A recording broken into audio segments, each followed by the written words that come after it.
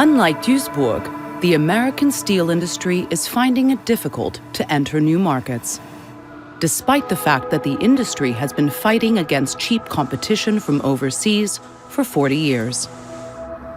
In Follansbee, they produce coke for steel production. Located in the country's northeast in the Rust Belt, the plant here is now closing.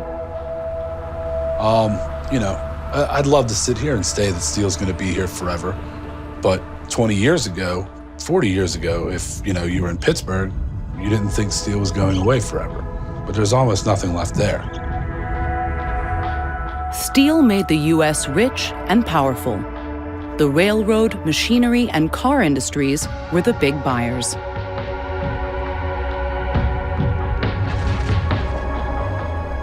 The closing of the coking plant will cost 288 jobs. Well, there is an opportunity for most of the people here to relocate. Some of them might be moved into the Weirton plant. Other operations up in Chicago and Indiana, they can absorb some as well. Again, they might have to relocate a little further than they like, but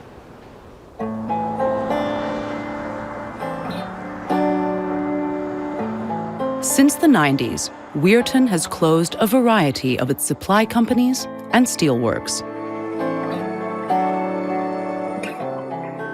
I saw this happen at Weirton. Weirton used to be basically totally just on their own down there. They didn't have to depend on anything. They made their own center, and then they shut the coke plant down. They said, we can buy coke cheaper on the market. And that was true, they could.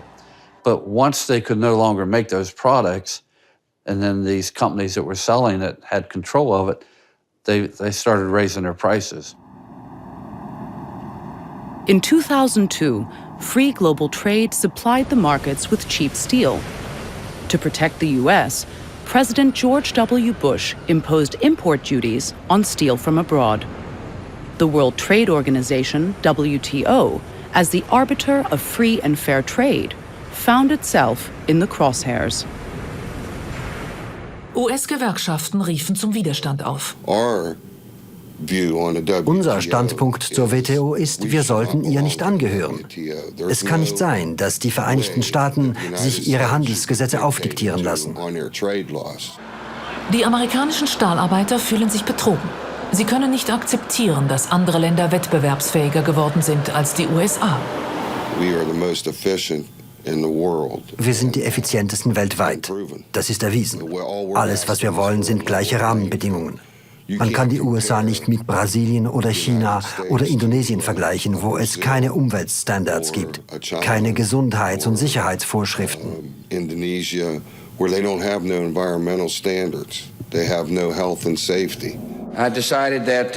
Ich denke, dass Importe unserer Industrie, einer wichtigen Industrie, geschadet haben. Und daher verfüge ich befristete Maßnahmen, damit sich die Industrie erholen kann.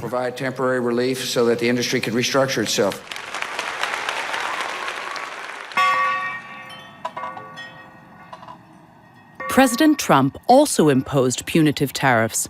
The fact that Joe Biden is now promising European steel access to the U.S. market is arousing distrust, as well as in regard to globalization itself. It's a very globalist administration. We were independent energy-wise, and we gave it up in a couple of years. And all in the name of free markets and globalization, but that doesn't sound free to me. And don't get me wrong, that probably worked out for a lot of people and a lot of jobs in other parts of the world, but it costs some here in this part of the world. Globalization has lifted 1 billion people or more out of poverty. Now, that does not mean that it's perfect. It's not. There are obviously poor people within rich countries who have been left behind. And in those cases, their governments did not have the active labor market policies to help solve the situation where they lost jobs.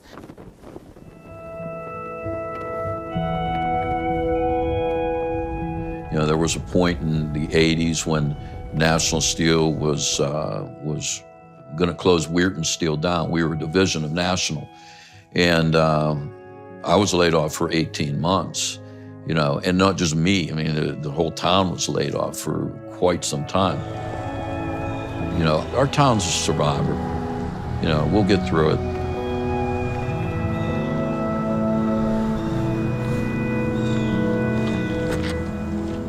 The Margaret Manson Weirton Memorial Pool was a gift from the steel industry and a dilapidated relic from the city's glorious past.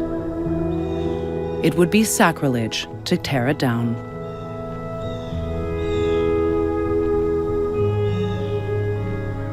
This pool probably, as much as anything, signifies what we know, you know, just growing up. You know, like I said, it opened in 1934. A lot of the emotion comes from people who don't live here anymore, grew up here, but don't live here anymore. You know, so when they hear, you know, they're going to tear the pool down, they go back to their memories. But they don't see what we see here today.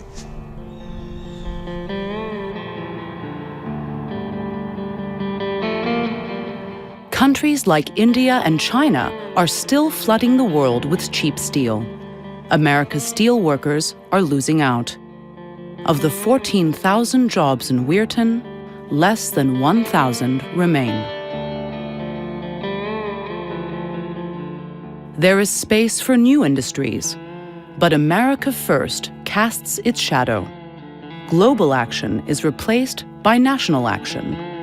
Steel companies are reluctant to take advantage of the opportunities offered by multilateral trade. They prefer to rely on government subsidies. It went down well when President Trump imposed extra duties on steel imports during the trade dispute with China in 2018. It ended up helping us immensely both times, first when President Bush did it, and then again when President Trump did it. It helped our workers to weather the cheap steel that was coming in. For generations, the Guerrera-Thompson family has made its living from steel. Karen has recently been widowed. Her husband, Carl, a steel worker, was a staunch Trump supporter. Carl died as a result of COVID-19. If anything he was proud of besides his children, it was to be a steel worker like his grandparents and his parents. But when he worked in the mills, it was always pretty good. For us, it was times of struggle, times of good times, and then struggling times when the mill wasn't doing so good. Less than 1,000 work there now, and it's from downsizing, getting rid of jobs, farming out the work. They gave it away and wasn't going to pay top dollar when they could get it somewhere else a lot cheaper, I'm upset because downstate West Virginia has a new mill that's going to go in, and I don't think anybody fought for us here on our end of the state, because we lost 10,000 employees, and why wouldn't we stand a chance to get the 4,000 in this new place? I think we need to be able to take care of ourselves, not just our country. Every country should be self-sufficient, because I don't see China selling us armored plate to build tanks for another world war, if God forbid that happens. I just watched it for years. I'm like, we're never going to be able to protect ourselves because we don't have the manufacturing to do it.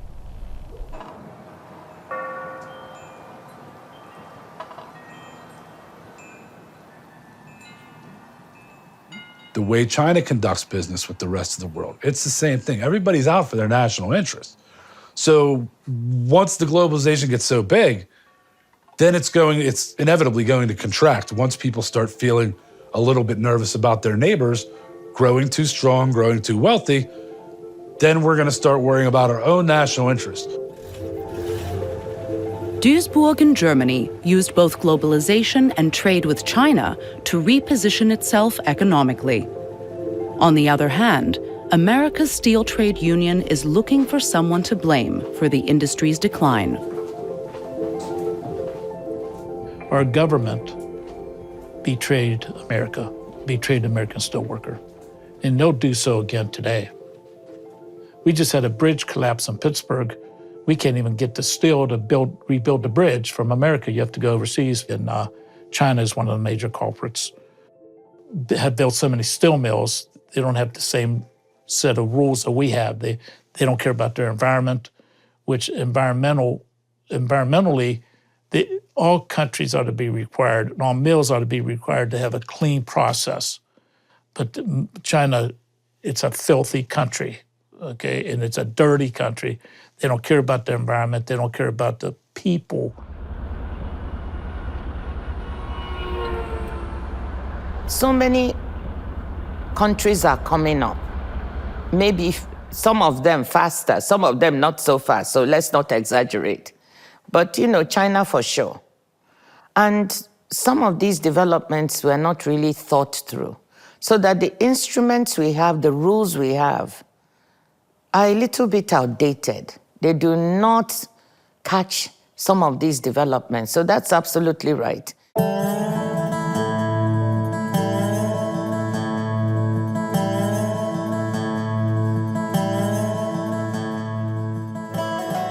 I was a strong advocate to get out of the WTO, World Trade Organization. Ultimately, you're not going to be able to do it by yourself, okay? Because there has to be exports. There has to be a system of trade, okay, on a global basis. But you can't protect certain industry within that global economy. Steel should be one of them. It is naive to subsidize a mass product like steel if it has no chance of competing on the global market. A change in thinking is therefore required. Enter into specialty and niche markets is a direction. They kind of had that with tin plate, that double reduced tin plate they made years ago. It was the best in the world. And that's what kept Weirton Steel afloat. And even in hard times, Weirton Steel could stay ahead of the other steel mills in this country because of their quality tin plate that they put out. It is a global market out there, and to compete in the long run, it's just not selling your product within the 50 states. We're going to have to be able to go into that worldwide market. And whether you like them or not, the crossroads end up at the WTO, so that's we got to be able to play the game as well as everybody else.